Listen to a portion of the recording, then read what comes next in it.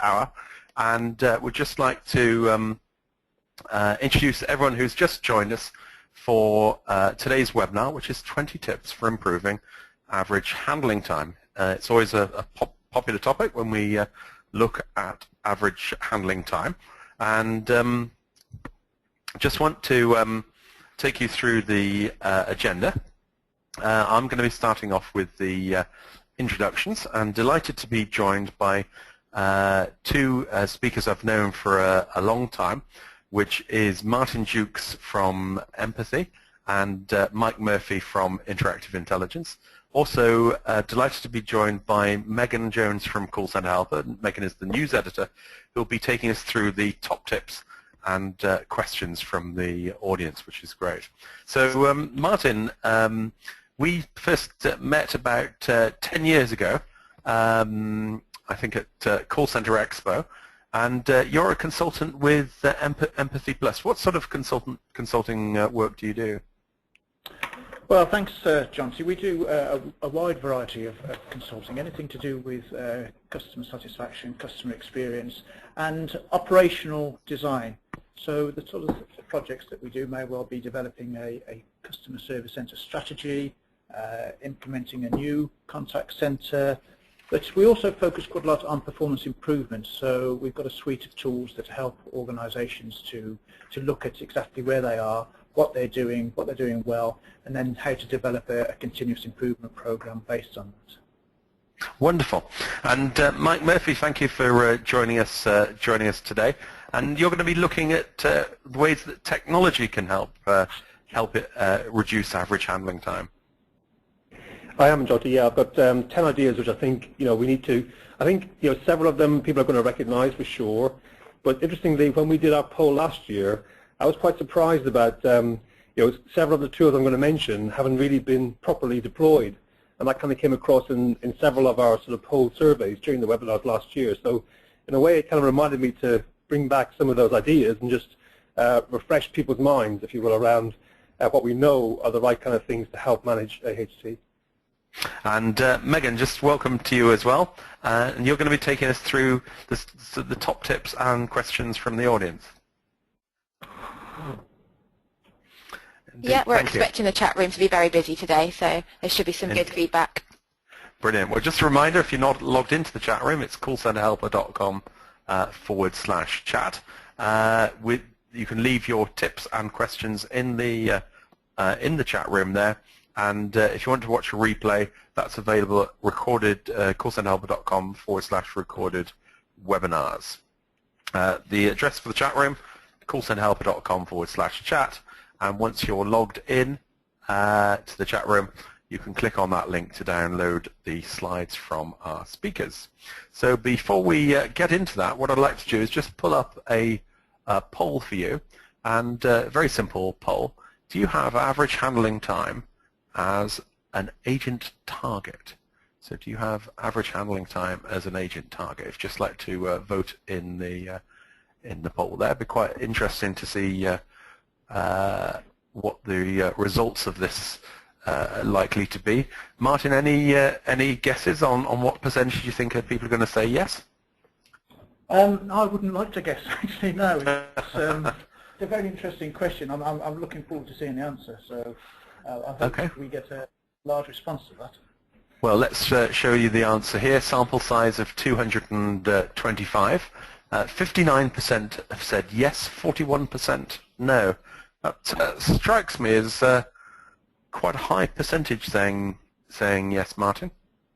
It is, yes, and I guess it depends on whether it's used as a target or as an indicator, and I think there are differences between the two and how they're used. Indeed, and Mike, sort of 41% are saying no. So I guess there's that's encouraging, because that probably wasn't the case a couple of years ago. I would agree, John. Yes, I think we all understand that AHT is kind of like a foundation for things like workforce planning tools, that type of thing. So we kind of need it as a metric to help the engineering of the applications work best. But as a sort of a standalone measure on itself, it would be the wrong thing to really focus on. as a sort of like a absolute for like agent management. So in that sense, I'm pleased to kind of see that ratio. Maybe hopefully in time we'll start to see it being even further reduced. Okay, I want to drill down a little bit more on average handling time. We're going to look at how to reduce it. The question is, why do you want to reduce your average handling time? Let's have so if you could pop in 1 or 2 words your answers into the chat room. Janet says, we use average handling time as an indicator, mainly as a training tool to increase efficiencies. Very good. Malcolm says, I'm trying to come up with a good way to use average handling time as a metric measure in our call center. Sarah says, because it helps to resolve cases more quickly. Hugh says, I agree, should be a target, but not a target, but an indicator.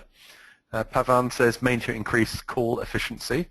Ross says to increase capacity, which is, I guess, the flip side. Catherine says, we need to focus on reducing lost calls, and lower average handling time could help us there. Whole range coming through. Productivity and efficiency, reducing costs seems to be some of the common ones coming through. Emma says, using AHT as an indicator, would like to reduce this to increase efficiency. So it looks like overall it's about reducing efficiency. Quite interesting, Baz has got a comment about reducing waste. So Martin, I guess sort of a lot of people are looking to use AHT as a measure of efficiency, though it can be a sort of rather crude measure of efficiency. It doesn't really bring effectiveness into itself. No, I agree, and I think that's something that I want to cover a little bit in my presentation today. The key thing is understanding why people are measuring AHT and what they're using it for, and to make sure they're not using it to drive behaviours, which is normally what happens with targets.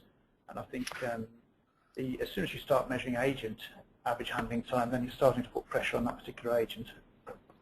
Well, brilliant. Well, it may be a good time then to hand across to you, Martin, to take us through your thoughts on how to use how to reduce average handling time through people and processes. So, Martin, if you'd like to take us through your thoughts or your 10 tips on this. Yes, thank you very much, and good afternoon, everybody again. My name is Martin Jukes from MC Plus. I want to focus on tips today on how to reduce average handling time that relates particularly to people and processes, and obviously Mike is joining me on the webinar today, who is going to focus on the technology elements. But it's quite interesting how there are numerous components and things that can be done to reduce average handling time.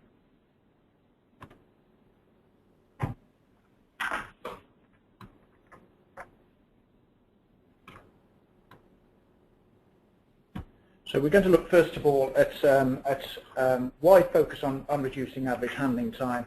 Following on from the question that Jonty's just posed, I'd like to sort of give a little bit of an input as to some of my thinking on this. And of course it's about increasing advisor utilisation in many cases. So people want to get more out of their advisors, their staff, by making them more efficient.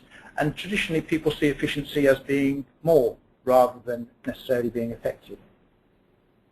To reduce costs and increase the value for money, so they go along, they follow on quite nicely from utilisation and efficiency. Obviously the more you can get, the more calls that can be processed, then people will see that's around increasing value for money. And potentially by getting more out of less, you can then start to reduce your costs. And finally, to improve the efficiency and performance. So for many people, AHT is still a target, so they see that they want to reduce it to demonstrate that they're performing better. And I just want to show a little bit of a graph, something which shows how AHT is directly related to performance. So on the graph there, which is from one of our clients, where we mapped out how their AHT was resulting in a change in their percentage of calls answered and their grade of service, you can see there's a direct correlation, albeit an opposite correlation, between the blue line, which is AHT, and the red and green lines, which are the grade of service and the PCA. So that's quite telling and a very interesting representation of the importance of AHT, the impact it has. What I want to just point out before we start is it the right focus? So is measuring AHT the right thing to do?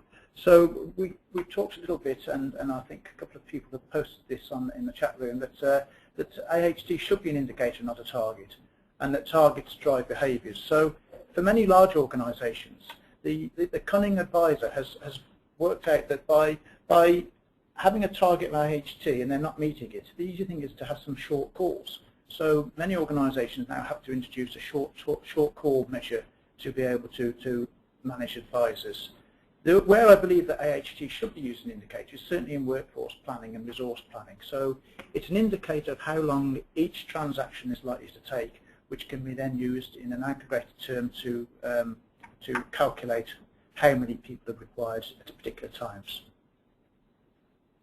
Of course, when you start to look at reducing AHT, and reducing AHT itself, it does have an impact on other measures. So if you're not doing it well, you could get an increase in call volumes. So for example, the example where the advisor cuts people off early to reduce their AHT could result in callbacks, so an increase in call volumes. A pressure on AHT will potentially lead to reduction in the volume of sales because people are worried about the length of the call. There's a potential for customer dissatisfaction because they're not being listened to effectively or being involved in a proper resolution. But most fundamentally, there's a real pressure on advisors. So having AHT at an advisor level can cause pressure, particularly where you start to get league tables of AHT for different advisors. I've also seen cases, Martin, where people have transferred calls as a way of reducing their average handling time as well. So when the call starts most too long. definitely, yes. Yes, most definitely, and I think I've got an example of that in a later slide as well. So my focus, my recommendation, although it just not necessarily agree with the fundamental principle of this webinar, is don't focus on reducing AHT in itself, but to focus on improving the customer interaction and experience. And I believe, and I have evidence, that AHT will reduce as a result of improving those experiences and the customer interaction. So moving forward onto the tips themselves, 10 tips related to people and process, 10 of many, so there are lots. And every organisation is a little bit different, and every contact centre is a little bit different. So, as Mike was saying earlier, some of these will be already in place in some organisations, some won't be appropriate in some organisations. But they're a real starting point to start thinking about how we can move forward with this. And once again, these tips do focus on improving the customer interaction and experience, which will hopefully lead to reducing AHT as a result. So the first one, and it sometimes sounds a little bit obvious, but we don't always see it, is control the call. Now, for most people calling a contact centre, they see you as the expert, so they're calling you to help them to either resolve a problem or to help them to purchase something or help them to move it. So for that reason, and that reason is most important, they see you as that expert, so they expect you to take control of the situation of the call. It's very important to listen to the customer, but at the same time to take control of the call. So some customers will want to talk around an issue for a long time. But it's important to actually get to the point of what the call is about and really understand what's taking place. It's about asking the right questions and using positive language. So again, all part of listening and making sure that the call is controlled at the right pace for both you and the customer. And it's really about taking control of that call, taking control of the interaction and managing it to get the best outcome for the customer.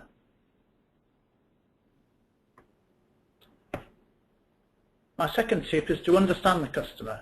So it's about listening and again asking the right questions at the right times.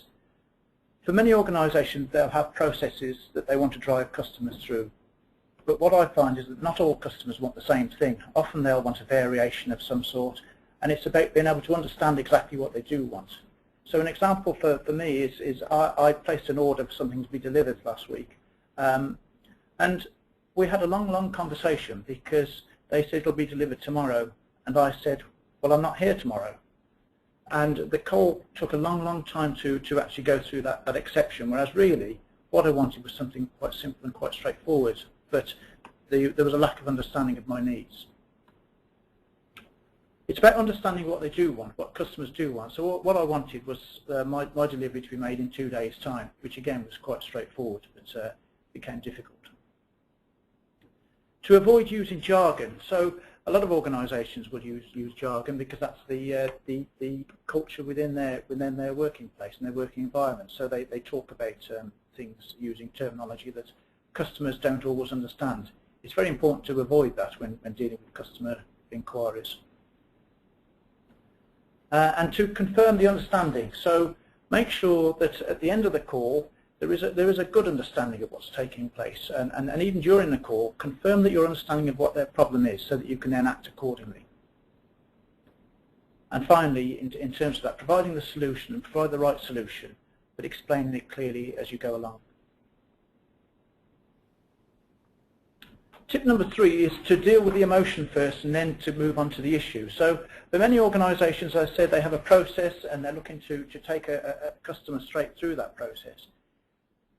Many customers ring and they're disappointed, they're angry or they're frustrated, and it's quite important to actually let them get that off their chest first of all, so that they can actually relax and calm down and then start to help you to help them. So it's about listening to them, allowing them to let off steam, not being defensive, not arguing back, but just taking note of what they're saying and trying to calm them down, to listen to them and to empathise with them. To befriend the customer. So, you know, we may not agree with how a customer's view of a situation, but they're actually calling to get a response from you, and they want to be able to do that in the most effective way. So it's about taking their side, listening to them, and trying to work with them to find the right solution together, which in turn will lead to a faster resolution. And Martin, this is one of those things that makes perfect sense, but in some ways is a little bit counterintuitive, because you think if you were trying to control the average handling time, then the customer letting off steam would actually increase that. Whereas actually, in actual fact, the practice does show, as you suggest, that getting that emotion out of the way moves that to one side, and then you can sort of progress with the rest of the call. Most definitely, yes. I think the situations where people don't sort of vent their anger initially and relax it means that there's an undercurrent throughout the whole of the call. And in many cases, customers who are angry don't actually trust what they're being told, because they don't want to trust, because they feel as though they're up against the enemy in some cases. And I think it's important to be able to provide effective training for staff to be able to work in this way, because it's, as you say, John, it's not always logical to be able to do that.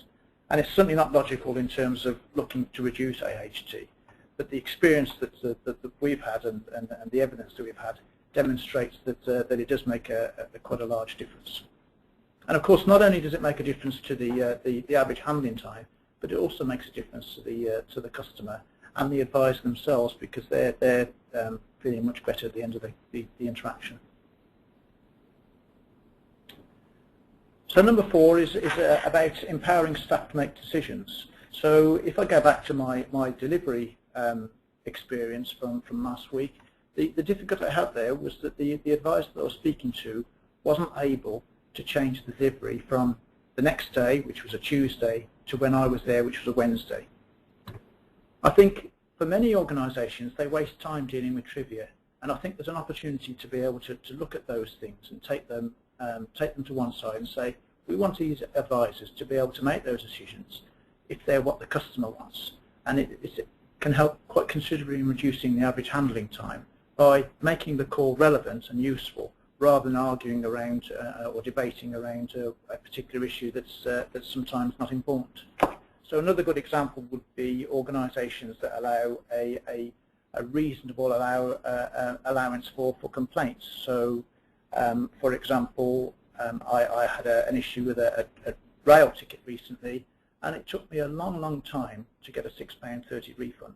And I think if I looked at the cost of dealing with that, it was quite considerable, whereas there must have been a much easier way to do it. Of course, empowering staff to make decisions will also lead to increased customer satisfaction in addition to the call duration.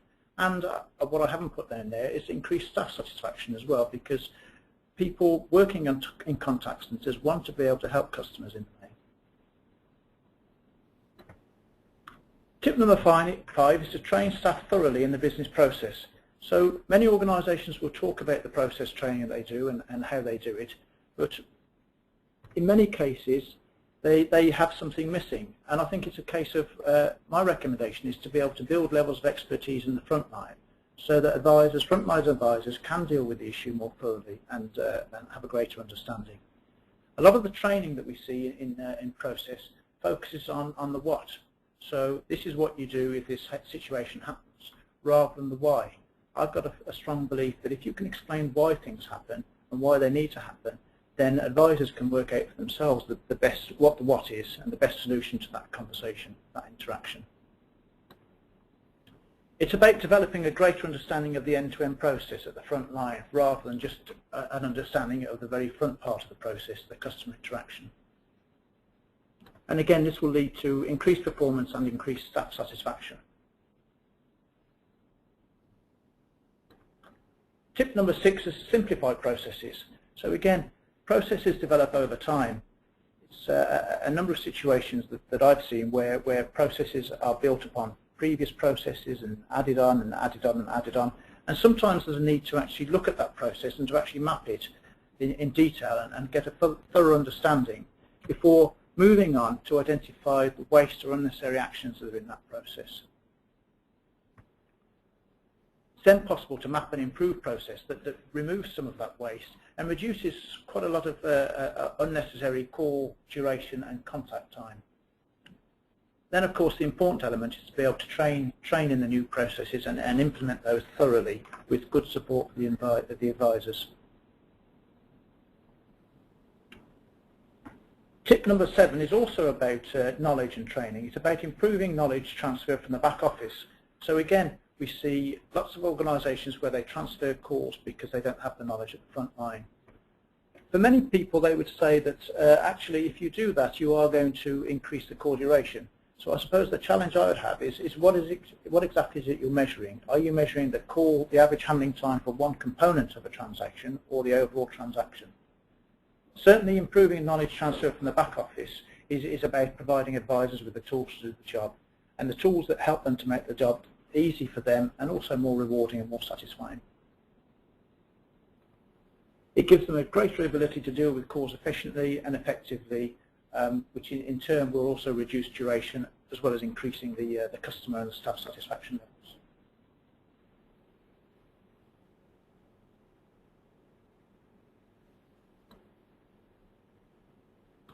Tip number 8 is to deal with more calls and inquiries at the first point of contact. And I know this is a subject that's relevant to other webinars, but I think here it's a real example of the importance of it in terms of reducing the average handling time. I've given an example here of 3 components of a call. So they're fairly standard components, and I've given indicative timescales there. So there's a welcome, an introduction, which is 30 seconds, a closure at the end, which is 30 seconds, which is very often confirming the actions and closing down the call. But the main body is and I've used a figure of 200 seconds there, which is what is the real purpose of the call, what is the inquiry about. So we can see there's a total of 260 seconds for that call. If I was to break that call down and have to transfer it to another point of contact, we can see that straight away we're having to introduce other components of the call. So I've broken the main body down into 2 sections now. We've still got the welcome at the start, which is 30 seconds. I've made the first main body of the call where the advisor is finding out what's taking place 50% of the original main body, which is another 100 seconds. Then allowed 60 seconds to transfer, then 30 seconds for a second welcome to the escalation point, and then another 100 seconds for the dealing with the main body, and finally a closure. So the components are the same, it's just that they're added, increased with 2 welcomes and a transfer. So you can see that adding those together and transferring the call, the average handling time for that end-to-end contact is 350 seconds. So dealing with it in 260 and giving people the right skills and knowledge to be able to do that is going to make an overall saving on average handling time. Just to emphasise that in a little bit more detail, and I'm looking here at the overall talk time and handling time, in addition to just the average handling time for one transaction. So this is some research that we did a few years ago, or the outputs from research we did a few years ago. And you can see in year one, we had 12 calls per unit. A unit is irrelevant in this case, what it is, but they were a type of customer, and they called 12 times a year. They had an average handling time of 257 seconds. If you look at year two, the number of calls per unit reduced to 11, but the average handling time increased to 270 seconds. So an increase of 13 seconds per call, the average handling time. But what that really shows is that by investing in that extra 13 seconds has reduced the overall number of calls, the overall number of contacts. And we can see the overall reduction is 159 hours. So if we'd have focused just on driving down the average handling time for those particular calls, we would have seen an increase in the total number of time spent on those calls.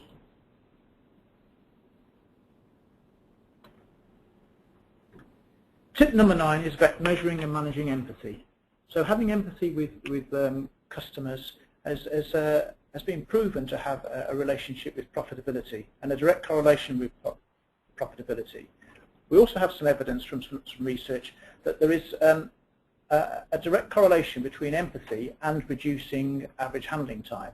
And the reason for this is that the empathic relationship with a customer enables agents and advisors to get to the issues much faster and deal with them in a much more efficient and effective way, because the customer has built up that trust and they're more willing to converse with the advisor and be able to tell them the full story rather than just limited components. Of course, increasing empathy also has a big impact on those durations, as I've said, but it's all really around getting to the issue faster, and by building that relationship it helps to do that. Number 10, and again it's often talked about, but actually not used very often from our experience. It's involving advisors in improving the performance. And I think that the line at the bottom there says it all. They know better than anybody else because they're doing that job on a day-to-day basis. They know where the issues are, they know where the systems are performing poorly or where the processes are weak or where they don't have the tools to be able to do the job. But I think there's not enough situations where they're really involved in realigning processes or mapping new processes to be able to improve performance.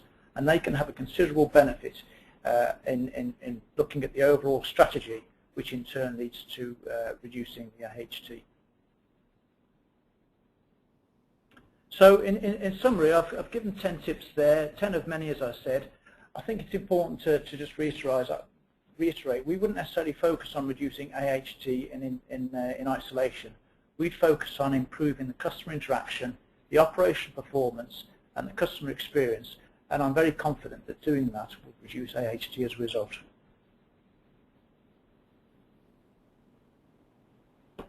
Thank you very much indeed for that, Martin. That's, I think, a very comprehensive run-through of some of the ideas that you can do to improve average handling time. There were a couple of ones I particularly loved from that. I think getting the emotional out of the motion out of the call is particularly useful. And I think also quite interesting your research there on dealing with more calls at the first point of contact. And I thought it was quite interesting that actually sort of a small increase in you showed of an extra 13 seconds on the average handling time was not a sign of a sort of reduced efficiency. If it resulted in less calls into the contact center. So I thought some fascinating bits there. So thank you very much for that, Martin. And Martin will be on the line helping us with some of the top tips and questions. What I'm going to do is going to hand across to my colleague Megan now. And Megan Jones is going to take us through some of the top tips and questions that you've sent in through from the chat room. So Megan, if you'd like to put your screen up on your slides up on the screen there, and take us through. Hi, Megan. Well, we've had loads of tips and questions coming in. So the first one is from Kate. She said have different average handling time targets for different call types because this helps get the best out of the calls and your team, which is good. We've got a question. What are some good ways to coach agent targets that don't drive wrong or bad behaviours? Have you got any ideas on this one, Mike?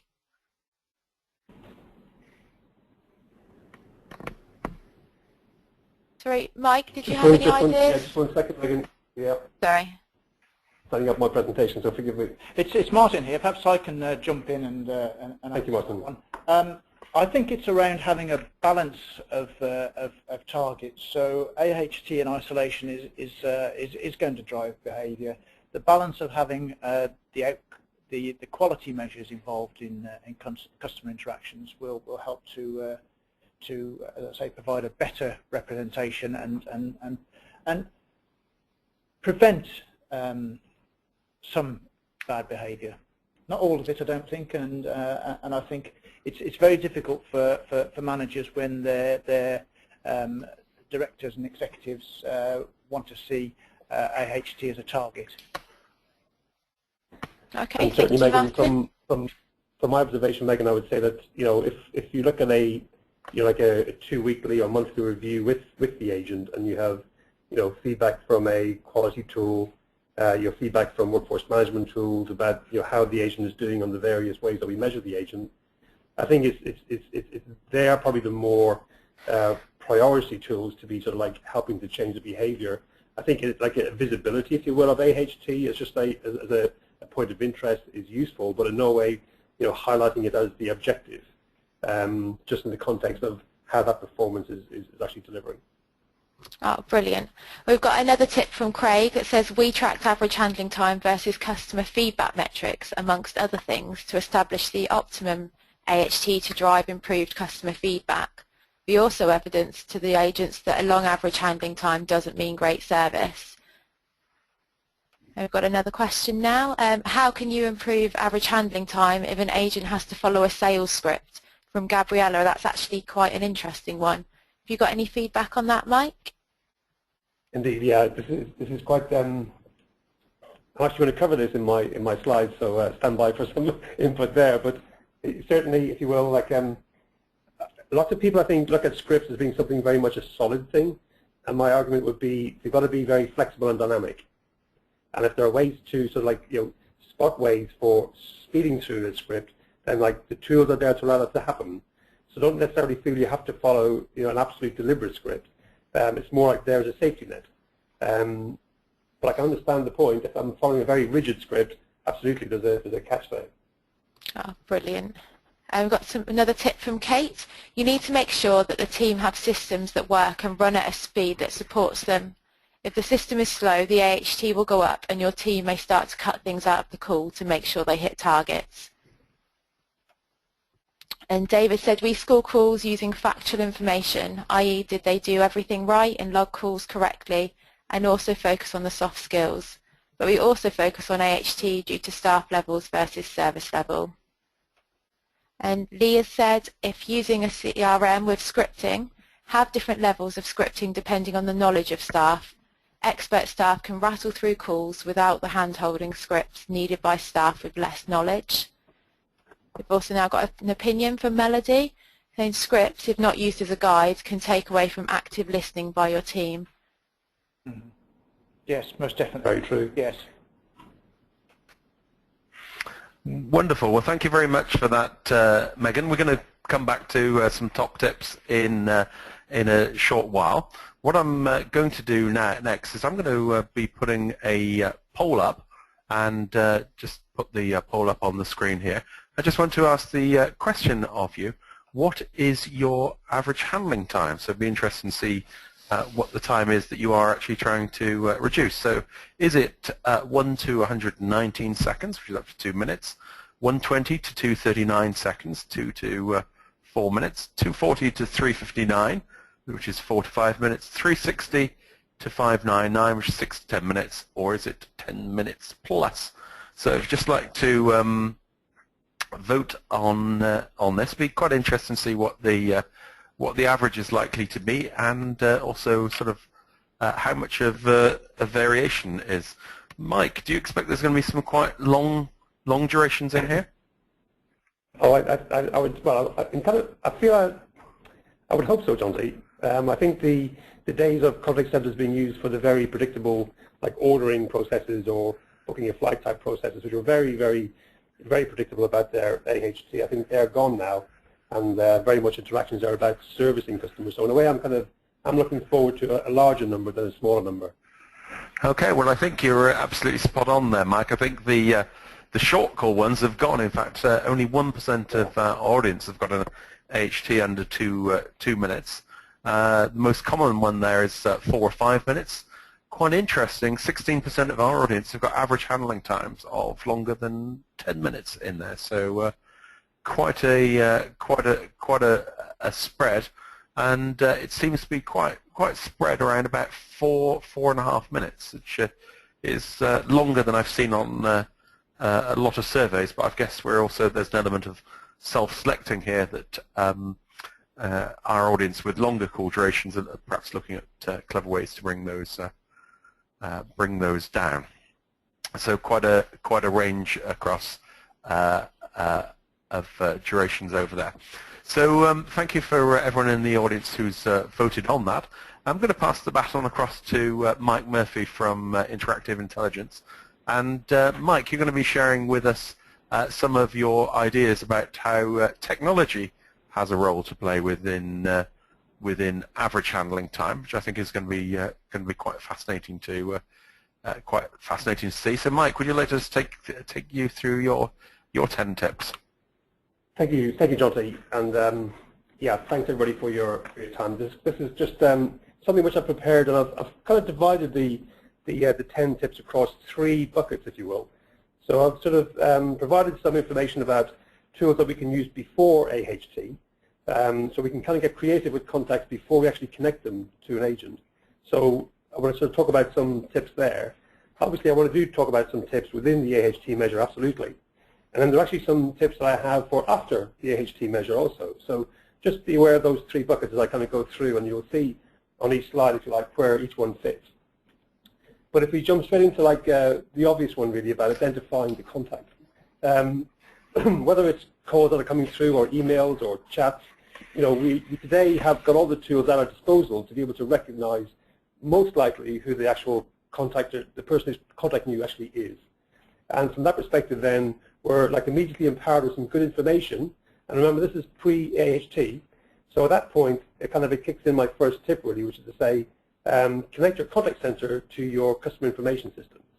And by that I mean, you know, connecting to the CRM system, to your billing system, maybe your order management. You know, this is known as CTI. It's a tool which has been in the industry as long as I have, which is a very long time. Sometimes known as screen pop or database lookup. But if you remember last year, John T, in one of our polls, the actual adoption of this functionality was surprisingly low.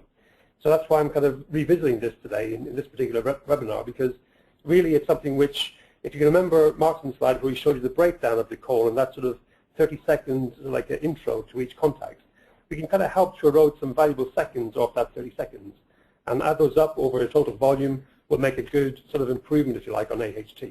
And it's very effective and very helpful, if you like, for the agent. So the next tip that I have really is about, you know, getting a good understanding, you know, not absolutely why they're contacting, but a gist, if you will, of why the customer is contacting. So in that sense, we can do this by, you know, the actual number that the customer have chosen to use, or the SMS number they've messaged on, or the email address they've used. You know, we can define, if you want a service support, use this. If you want sales, use this. So in that sense, we can kind of be predictable about what way we want the customers to enter our center. In the same way, we can ask them in IVR, either press buttons or to actually use some speech, if you will. With emails, we can sort of scan the email and sort of check what the content is and route it accordingly. And then also with chat, depending upon where you present the invite to chat, can also help us to know, okay, so I can see he's in a sales area, I can see he's talking about this particular product, and he wants to chat about it, therefore I can route on that basis of knowledge. So that sort of extra understanding, if you like, pre-AHT, is also very helpful when we do that database lookup. Because at the moment I deliver the contact to the agent, I know who the customer is, so I'm probably actually in that sort of customer's account screen already, and I've got a good idea what the contact is most likely to be about. So my second tip really is around how you present your sort of policy or contract numbers or customer numbers. Try and keep them numeric. It's not compulsory. I understand that lots of legacy systems have a alphanumeric sort of digit string. I kind of get that. But if you can get to numeric only, it just makes life very, very easy for the consumer, and obviously a lot easier as far as it just makes things a bit more cheaper, shall we say. I'm not ruling out alphanumeric at all. It's just that becomes a little bit more clumsy, if you will, for the calling customer. So that's my sort of tip there, really. Keep your account number, policy, contract, etc. numeric if at all possible. And also, Mike, I guess that with being numeric is that you avoid all that stuff of is that EB, was it NT or MP? You said correct. Yeah. Whereas with just numbers, it's actually just much harder to get those wrong in terms of what we say. And I think if you look at the American zip code, for example, it's proved to be very, very easy as a sort of a digit string versus the UK sort of postcode, but it's alphanumeric. Just makes things a little bit more tricky for all of us. So that's hence the tip, really. But the third one now is kind of, again, it's pre-AHT, and it kind of builds on the two that I've talked about so far. But this is kind of now putting perspective on, what do we need as a business from this actual contact? So it's all very well the customer saying, well, it's Mike, I'm coming into the sales team, and I'm looking forward to buy something. But actually, when we do that query to sort of gather Mike's sort of account details, what I want to do at the same time of doing that query is to understand, is Mike actually in credit at the moment? So before I fulfill the contact into the work group, I want to actually make sure he is in credit. If he is, fine, we carry on. But if he's not, I'm actually going to divert him, okay, before we actually present him to the work group to collections to say, okay, like Mike, let's settle your bill first before we start talking about servicing you or selling you some more goods. So just a simple idea there, and it could be things like your contract due to expire or renew. I might want to put that to a different team who are expert at that. It might be a case where they have an opportunity to upsell because the product that they have is valid for a special offer. Or indeed, it might be a case where often we see products being recalled, and from that perspective, if I can recognize that this customer has one of those products, again, I can maybe put that straight to the recall team to be best handled. So my third tip really is to do those multiple lookups at the same time, and in a way get proactive with your incoming contacts. Okay, so I'm now going to move it within the AHT measure. So if you will, the stopwatch has now started. And obviously we've had this, hopefully a nice screen pop of the customer's account screen. We've got a good indication as to why they're contacting us. So what I'd like you to think about now is, making life as easy as possible for your agent. So there are many, many useful tools in contact center technology that we've all kind of recognized over the years. But I often see as I visit centers that quite a few of them aren't being used for some policy somewhere that was made by somebody who may no longer be in the business. So I just ask you to remember, whisper messages are kind of helpful for agents when they've got quite a variety of work coming to the desks. Things like auto answer, just a very simple thing to allow me not to have to fiddle with a telephone device and my actual keyboard. Agent greeting is a nice one where I can record my personal greeting for the day, and that sort of is provided by the system as opposed to me repeating that over and over again. And those seconds where my greeting is being played, I can then be just scanning the customer's information that's been popped to me, so I can get an understanding of who it is and what they might be contacting me about. Obviously, things like assistance, so getting access to my supervisor for guidance is very important, and again, that will help to reduce AHT. And also a very quick and easy way to sort of capture wrap-up codes. Marketing guys like to ask the contact center to provide good metrics, and wrap-up codes are a kind of a way to do that. But often they can become clumsy and time-consuming. So if you have a nice, simple way of doing that with categories and subcategories using drop-down menus, that kind of makes that quite efficient and complements the goal to keep AHT under measure. So my fourth tip really is simple. Use all the tools that you have to help your agent, because even though these might be small little increments of progress, as far as the manager might be concerned, from an agent's point of view, it's assistance, it's help, and every little piece of help gathered together makes it better. So moving on now, again within AHT, I want to talk about skills-based routing, and some ideas here really are about kind of rotating skills throughout teams. And the objective here really is to kind of build some resiliency in your operation against attrition. That's very important. But I do often see little silos of expertise within work groups that really should not be there and become risky if those people start to leave. And if you start to build agent skills, that's kind of like something which they actually find beneficial, and it's kind of you're helping me, you're improving me. That's that's kind of like a give to get sort of scenario. So I'm going to feel more loyal to you if I'm starting to be like trained on new things that I haven't been working on before. I kind of get a sense that I'm progressing through my career within your organization. So there's a nice sort of reward there for the agent by learning new skills. And there's a very simple example here in the tool where we have a French speaker. That's the natural language. They have good English, but actually they would like to have more practice at speaking English. And in this case, we have just set the system so that they will be getting English codes through as the absolute delivery of primary work.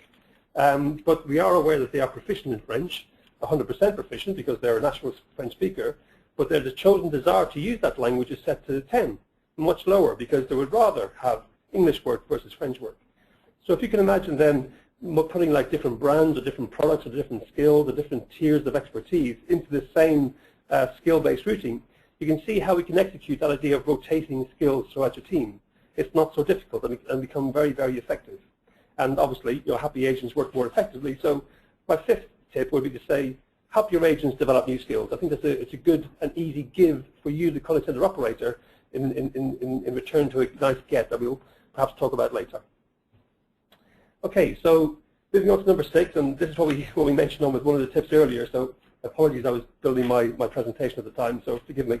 But this is really about empowering your agent with a bit of confidence. And here we're really talking about the safety net that a script provides. And something which I've observed, which is a little bit unfortunate, is when I sit with agents sometimes, often I sort of see that they're asking to be making excuses on behalf of the brand or the computer system or the logistics company or the, when I hear agents having to make excuses, I get really, really frustrated. And I think they are the primary areas that you've got to focus on to eliminate. I don't want to hear any agents making excuses on the contact center. Now, a script is useful and it's helpful to provide that safety net and drive the contact to the outcome that we want. It also helps with compliance and consistency. But in a way, the overall, if you like, demeanor of the agent will be more confident, knowing that they have this tool to help them through each contact. So my tip number 6 would be invest in a good agent scripting tool. And as well, I would say to the comment that we heard earlier, scripting has become very dynamic these days. So depending upon the choices, the script will change. They must be able to change. What's the word? Don't try and think that scripts can be static. And if you have scripts that aren't revisited frequently, I would encourage you to revisit them because they can become static and stale, which is absolutely something we want to avoid. Okay, so this next one really is, again, building upon agent confidence. But what I'm trying to describe here really is about how we can extend that outside of the contact center. So what I'm trying to do here is like remove latency and errors, certainly where an agent kicks off a job. So if it's a case where it's a claim or it's an order or, it's Martin's example of I'd like to have my delivery on Tuesday, please, a very simple and straightforward thing. Often if the tools aren't like correctly aligned, that, as in Martin's example, becomes a problem, and a silly problem. So with software that's kind of designed for, if you like, process automation, things like claims and orders and queries allow you to sort of communicate with the customer as their task or as their request goes through that sort of process. And in the case of a claim, for example, when it has been approved or when we have had the information back from them that we needed photographs and the photographs are provided, a simple SMS message to the customer to say that keeps the customer updated on the progress of the claim through your organization and stops them making a contact to say, hey guys, I made my claim last Friday, where are we with the claim process? So, process automation is very, very effective in this way, and we've been deploying it now pretty much at about 30% of our deployments these days, which is quite a high number. And, we're not talking here about replacing existing workflow tools, which I appreciate are kind of heavy lifting and large investments, but we tend to work alongside and complement those in a way. But what I would say is, like any process, and I mean absolutely any process, can be automated in this way. So my tip number 7 is to say, investigate areas for using process automation. I think that would help very, very much in the sort of ambition to manage AHT better. So when I saw Martin's tip number 10, I was thinking this kind of bodes quite nicely with my next tip really, which is around like the role of your supervisor in supporting the agent team. And really what we have here is a nice visual about the kind of tools that lots and lots of contact center providers will be providing today. Lots of nice visuals and alerts and flashing sort of indications of Mike's average handle time or Mike's talk time or whatever the case may be. But my point here is that that's fine to be aware of, if you will, but I don't want to see the supervisor at their desk fiddling with spreadsheets or you're looking at the screen as a sort of static provider of information. I actually want to see them in and amongst their team, helping them and kind of working through their contacts. And certainly things like real-time alerts are helpful, and word and phrase spotting is helpful, like we can see on the graphic.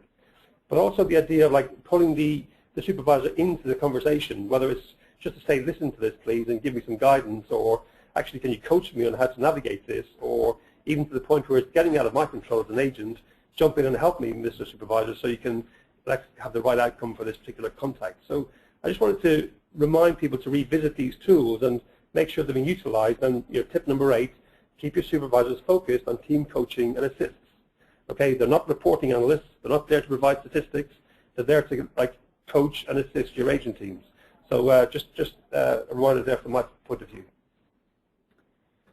Okay, so I'm now sort of stepping outside the AHT measure again. So if you can imagine, we did the pre, we've done the within, and now we're doing the post. Okay, so we actually saw mentioning in one of the tips about gathering customer feedback, and it's a great sort of opportunity, especially in contact centers, to do that. So what I would say here really is that let's get software to gather feedback, please. And I don't want to see agents getting involved in gathering customer feedback at all. I mean, like, agents are part of the sort of like the reasons why a customer would give feedback, but they are not the person to transfer you to a survey tool or ask questions. That to me is like somebody else's responsibility, and in my advocate here really is about software. So we can survey an interaction type, and remember, everything I've spoken about so far is not like call-centric, it's email-centric, it's chat-centric, it's SMS-centric. So therefore, your surveys of the interaction should be the same as the customer arrived on. And then use the findings to validate areas to improve. So from that perspective, the feedback from this information should be sitting with your agents to say, look, our customers are saying this, what do you guys think? Do you agree that this is an area we should be focusing on? And if so, let's go and execute it. What I would say is, survey processes can be automated, and we have customers doing that, fully automated. Also remember to rotate your survey, please. Please rotate your survey.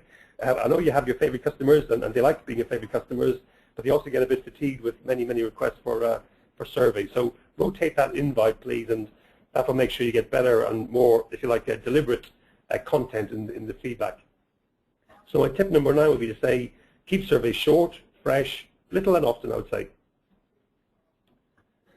And then finally, coming into the last part of the AHT really, and this is more, if you can imagine, for the contact center manager or the the senior team leads or the guys who are doing the planning side of things or performance side. Is our strategy on track? So for me, if you like, the strategy might be, I'm providing customer service on behalf of this brand, or I'm actually doing collections on behalf of this organization, or my role is a sales role within the contact center. So regardless of your strategy, we're always going to get agent feedback, and I would say listen to that feedback, and often that feedback might be in complaints, where you possibly can act and improve on it. And like I mentioned before, use that sort of give to get sort of scenario with your agent, where in response perhaps to giving them some new skills to learn, we're getting something in return from the agent, and that might be a combination of a negotiation, if you will, between yourself and the agent. So develop the skills, let them feel that they have a future, if you will, in your operation. It's not a case where I'm forever going to be in customer service handling the same query I've handled 4 years ago. I can hopefully see a future, a career, a progression path within the operation. And the tools that we have here really are sometimes speech analytics, that's a good tool to use here, but more often it's like the quality management type tools where we listen to and score interactions and give that feedback to an agent on a 2-weekly review or a monthly review perhaps. So my 10th and last tip really is to build and commit to a culture of continuous improvement that extends all the way down to the agent teams and all the way up to the executive teams of the operation. Okay, so hopefully that's been useful. I'm going to hand you back to Jonty. Thank you very much indeed for that, Mike. Some great feedback there. I particularly like the skills-based routing example there, and certainly, screen pop is a great way of getting average handling time down, and a very mature technology system. Great examples there. Absolutely. We're going to pass across to Megan. Megan, have you got a few more tips for them? I think they've been flooding in thick and fast in the chat room. Yes, I've got a lot more tips for you, Jonty. The first one's from David. We went out to our advisors to seek the types of system improvements that they felt would help the overall experience for them and therefore the customer. We gained funding to make the vast majority of the requests. This has helped significantly. So that goes back to what Martin was saying about actually listening to your agents. You know, they're on the front line and they are worth listening to for these improvements. We've got another comment from Elizabeth. She said, I recommend my team use the acknowledge, ask and answer method. Acknowledge what the customer says to indicate understanding, answer the customer's question in a positive, direct way, and then ask the question that can logically move the call forward. That's quite a nice one. Yeah. Very nice one. And we've got a question from Petra saying, how can a good average handling time be determined and when's the right time to stop cutting out time? Mike, did you have an answer for that one? Yeah, I think the average handling time is going to be what it's going to be. I don't think it's a case where you can sort of set it as a objective. I think you've got to be aware of it, measure it, but then if you like work to improve it. But in a way, I wouldn't necessarily set out to say my average handle time is going to be 4 minutes or 2 minutes. I think the nature of how we're operating contact centers today has changed quite a lot, and the internet is doing an awful lot of work for us that in the past was in contact centers.